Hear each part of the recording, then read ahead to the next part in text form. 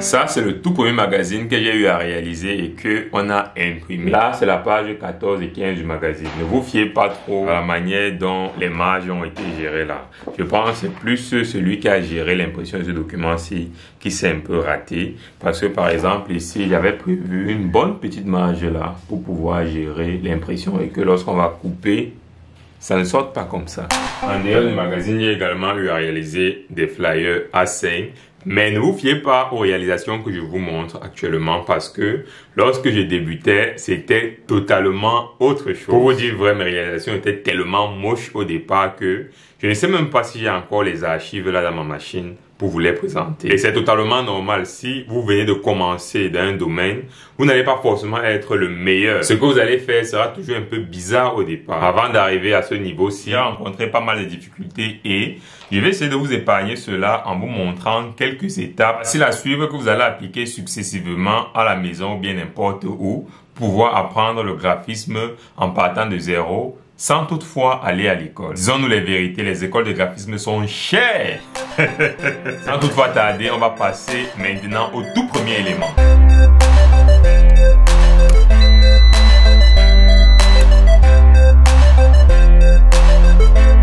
Lorsqu'on se lance dans des domaines nouveaux, la plus grande difficulté qu'on rencontre souvent, c'est de pouvoir trouver des formations de qualité. C'est encore plus complexe lorsque le domaine en question n'est pas quelque chose qui est vraiment répandu dans la zone où l'on vit. Comme par exemple ici en Afrique, le graphisme n'est pas quelque chose de vraiment cadré ou bien de vraiment entretenu, si je peux dire ça ainsi. En effet, pour pouvoir trouver des formations de qualité en graphisme ici au Cameroun, dans l'état d'espèce, c'est très compliqué. La plupart du temps, nous sommes souvent obligés d'aller ou bien se rapprocher des grands qui sont déjà professionnels dans le domaine depuis un bon moment pour pouvoir essayer de suivre les programmes de formation qu'ils proposent. Et dans ce cas particulier, c'est souvent très rare justement de voir un professionnel qui propose des formations parce que la plupart du temps, ces gars-là n'ont pas le temps.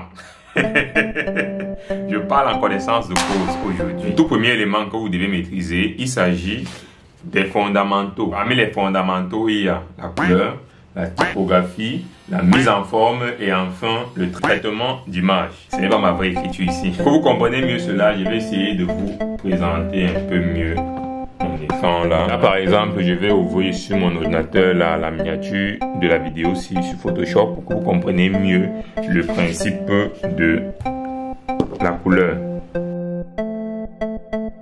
Là, par exemple, c'est la miniature de la vidéo que vous êtes en train de regarder actuellement. Si vous observez bien, vous allez remarquer que la gestion des couleurs n'a pas été faite au hasard sur cette image-ci. Bien sûr que c'est totalement fait exprès. Si vous parlez du graphisme à n'importe qui, même à un novice, la première chose qui va venir dans sa tête, c'est Photoshop. Même comme ceci, vous arrivez quand même déjà à distinguer les lettres et les logos sur l'image. Vous voyez juste là, un peu plus petit là. Et alors que vous avez suffisamment assis les notions fondamentales du graphisme, c'est maintenant l'étape de passer à la maîtrise des logiciels de graphisme. Parmi ces logiciels de graphisme, justement, nous avons Photoshop, Illustrator et InDesign. Ces logiciels de graphisme là, par contre, vous n'êtes pas obligé forcément de les maîtriser au bout des doigts. En effet, quand je commençais, je pensais que j'avais besoin d'être un expert forcément pour pouvoir exercer dans le domaine du graphisme avec les logiciels Photoshop, Illustrator et InDesign. Non, pas du tout. On arrive la plupart du temps à cette conclusion parce que on passe le temps à regarder les tutoriels de gauche à droite sur Internet et au final, on est un peu confus parce qu'on doit maîtriser, parce qu'on ne doit pas forcément apprendre, parce que ça va nous servir à rien. L'une des méthodes que j'ai pu développer avec le temps pour pouvoir me concentrer essentiellement sur les paramètres spécifiques que je dois apprendre au niveau de ces logiciels-là, c'est de pouvoir répondre à la question quel est le problème spécifique que tu vas résoudre avec le nouveau tutoriel que tu viens de regarder.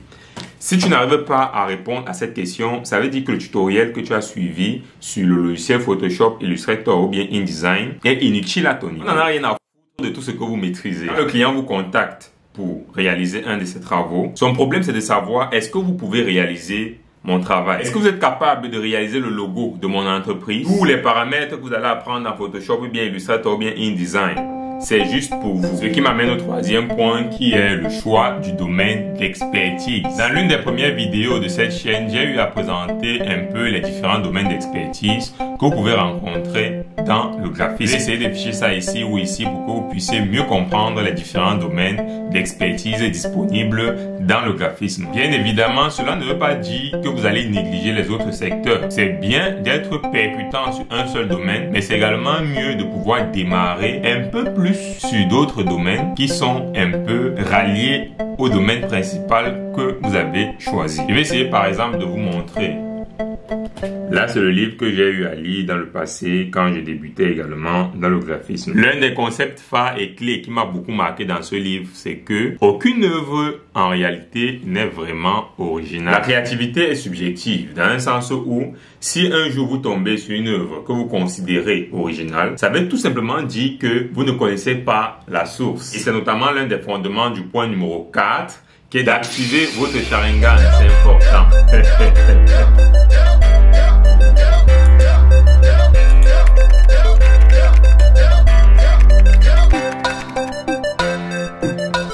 Là, c'est le site internet Pinterest. Lorsque je commençais notamment dans le graphisme, je n'arrivais pas vraiment à démarrer de manière créative. Ça que Pinterest m'a beaucoup aidé, notamment pour la recherche des images de référence au niveau des logos et également au niveau des flyers, des magazines et tout ce qui va avec. Parce que sérieusement, lorsqu'on débute dans un domaine, on ne sait pas réellement ce qu'il faut faire exactement pour pouvoir réaliser quelque chose de beau et finalement passer aussi pour un expert quelque part. Ce que j'aimais souvent beaucoup faire au niveau de Pinterest, c'est que je venais ici souvent et je saisissais Flyer Inspiration. Et maintenant, Pinterest va vous donner une large gamme de flyers qui existent pour pouvoir exprimer librement votre talent. Le ninja copieur.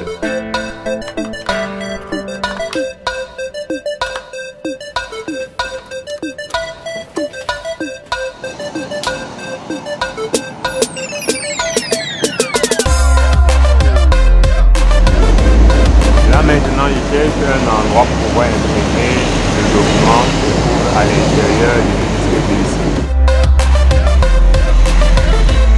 Ça, ce sont les vacanciers qui sont venus passer un peu le temps ici à Douala.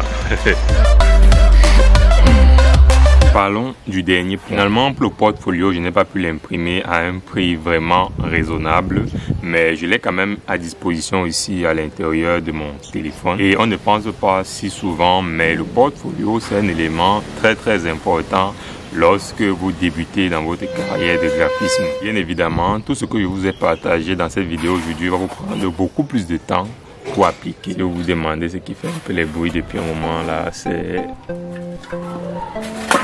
le père. Il est en train de chercher son argent. Si tout cela paraît trop compliqué pour vous, vous pouvez également prendre le raccourci en achetant une formation.